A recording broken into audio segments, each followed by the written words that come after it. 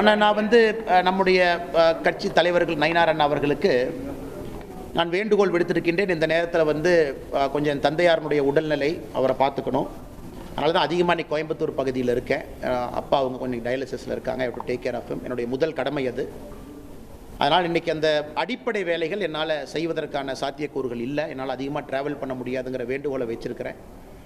கட்சியும் அதை ஏற்றுக்கிட்டு வேறு வேறு பொறுப்பாளர்களை ரீஅலோகேட் பண்ணுவாங்க. அதே நேரத்தில் பாரதிய ஜனதா கட்சி அடுத்து பிரச்சாரம் வேறு என்ன சொல்கிறாங்களோ அதற்கு நான் தயாராக இருக்கின்றேன், என்ன செய்யணும் அப்படின்னு. அது நயினார் நாகேந்திரன் அவர்கள் நம்ம கட்சியினுடைய மூத்த தலைவர்களுக்கும் எனக்கும் இருக்கக்கூடிய ஒரு கருத்து உள்ளுக்குள்ளே நாங்கள் பேசிக்கிறோம். அதனால் கட்சிக்கு என்ன வேலை செய்யணும், கூட்டணிக்கு என்ன வேலை செய்யணும், நிற்கக்கூடிய பாரதிய ஜனதா கட்சியினுடைய வேட்பாளர்களுக்கு என்ன வேலை செய்யணும், நம்முடைய கூட்டணி கட்சி அனைத்து இந்திய அண்ணா திராவிட முன்னேற்ற கழகம் உட்பட எல்லா கட்சிகளுக்கும் என்ன வேலை செய்யணும்னு கட்சி சொல்லுதோ அந்த வேலையை செய்வோம். இப்போதைக்கு அதிகமாக ட்ராவல் பண்ண முடியாத சூழ்நிலை எனக்கு இருக்குது. அதனால் அதையும் கட்சி புரிஞ்சுக்கிட்டாங்க. சம்மந்தப்பட்ட நேரத்தில் என்ன வேலை, தேர்தல் நிற்பதா இல்லையா, இதெல்லாம் செய்யணுமான்னு கட்சி சொல்லட்டுங்கன்னா அதுக்கப்புறம் நான் பேசுகிறேன். சிங்காநல்லூர் தொகுதிக்கு வேறு ஒரு பொறுப்பாளரை இந்த கட்சியிலிருந்து நியமனம் பண்ணுவாங்கன்னா வேறு ஒரு தலைவர் பண்ணுவாங்க. தமிழ்நாட்டினுடைய 6 இதுக்கும் பண்ணுவாங்க. ஆனால் அதற்கான காலமும் சூழ்நிலையும் இன்னும் நிறைய இருக்குது. இன்னும் ஒரு 30-40 நாட்கள் இருக்குது. கட்சி என்ன சொல்லுது அப்படின்னு தெரிஞ்சுக்கிட்ட பிறகு உங்ககிட்ட நான் பேசுகிறேங்க. அண்ணா, 2024 பாராளுமன்றத்தில் இங்கே நான் நின்றுருக்கேன். அப்போ கோவை மக்களுக்கு பதில் சொல்ல நான் கடமைப்பட்டிருக்கிறேன். மக்கள் வீட்டுக்கு ஒரு பெட்டிஷனோடு வந்தால் இங்கே நான் அவைலபிளாக இருக்கணும். அவங்க இல்லை நீங்கள் அங்கே வாங்க இங்கே வாங்கன்னு சொல்லக்கூடாது. அதற்கு ஒரு வீடு இருக்கணும். 2010 என்னுடைய மாமனாருடைய வீடு இங்கேருந்து அடுத்த தெருவில் இருக்குது. அங்கே தங்கிட்டு இருக்கேன். இன்றைக்கி நான் சொந்தமாக ஒரு வாடகை வீட்டில் தங்குறேன். மக்கள் பார்ப்பதற்கு ஒரு இடம் வேண்டும். அதனால் விலாசம் அது எங்கே இருக்கிறேன், சென்னையில் இருக்கேன், சென்னையும் போயிட்டுருக்கேன். கட்சியினுடைய பணி இன்றைக்கி அதிகமாக இந்த பகுதியில் இருக்கேன். காரணம் தந்தையாருடைய உடல்நிலை காரணமாக. அதனால் தேர்தலில் அடுத்து என்ன பண்ணுவீங்க, எங்கே நிற்பீங்க, இதை பண்ணுவீங்களா, அதை பண்ணுவீங்களா, டெல்லி போவீங்களா, இதை பண்ணுவீங்களா, எதுவுமே எனக்கு தெரியாது. கட்சி என்ன சொல்லுதோ அந்த நேரத்தில் உங்கள்கிட்ட நான் பேசுகிறேன்.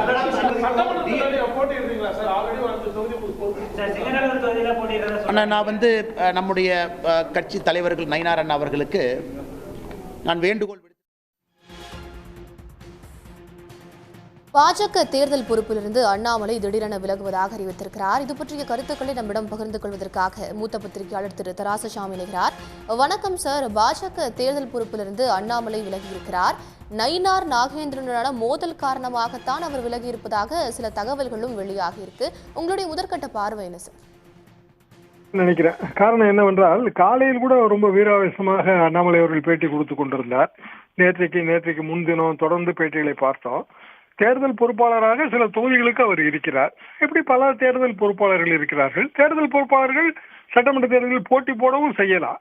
இப்படியான சூழ்நிலையில் அண்ணாமலை அவர்களின் இந்த அறிவிப்பு என்பது அண்ணாமலை ஆதரவாளர்களுக்கு பெரிய அதிர்ச்சியாக இருக்கும். ஏனென்றால் அண்ணாமலை ஆதரவு ஓட்டு வங்கி, அண்ணாமலை எதிர்ப்பு ஓட்டு வங்கி, இப்படி 2 பிரிவு பாரதிய ஜனதாவில் இருக்கிறது. அண்ணாமலைக்கான ஃபேன் ஃபாலோயிங்.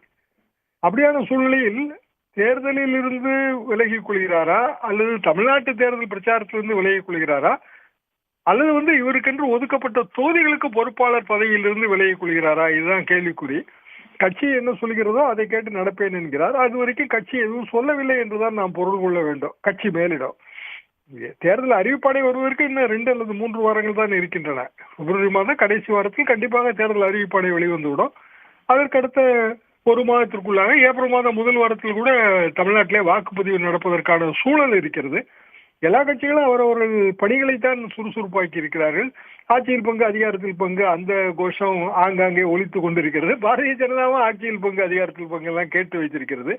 இப்படியான சூழ்நிலையில் அண்ணாமலை அவர்கள் தேர்தல் பணிகளில் இருந்து விலகிக் கொள்கிறார் என்றுதான் நான் புரிந்து கொள்கிறேன். அதாவது அண்ணாமலையின் பிரச்சாரம் தமிழ்நாடு தேர்தலில் இருக்காது. டெல்லி மேலிடம் விரும்பினால் பிற மாநிலங்களில் அவரை பயன்படுத்திக் கொள்ளலாம். இப்படிதான் அதை நாம் பொருள் கொள்ள வேண்டும். சமீபத்தில் கூட அவர் மகாராஷ்டிரா மாநிலத்துக்கு தேர்தல் பொறுப்பாளராக போனார். தேர்தல் பிரச்சாரத்துக்கு போனார். அதில் பல சர்ச்சைகள் இருந்தன. இதையெல்லாம் நாம் பார்த்துத்தான் வருகிறோம். அப்படி இருக்கும்போது அண்ணாமலை அவர்களுக்கும் நயினார் நாகேந்திரன் அவர்களுக்கும் இந்த தேர்தலை சந்திப்பதிலே ஒருமித்த கருத்து இல்லை. இப்படித்தான் இதை நாம் பொருள் கொள்ள வேண்டும். போக போகத்தான் இது எல்லாமே நமக்கு தெளிவாகும். என்னவோ நடக்குது, மர்மமாய் இருக்குது. இதை மட்டும் இந்த தருணத்திலே நாம் இந்த பாடலை மட்டும் நினைவிலே கொள்ளலாம். இணைப்பில் உங்களுடைய கருத்துக்களை பகிர்ந்து கொண்டமைக்கு நன்றி சார். உடனுக்குடன் செய்திகளை தெரிந்து கொள்ள சன் நியூஸ் பெல் ஐகானை கிளிக் பண்ணுங்க.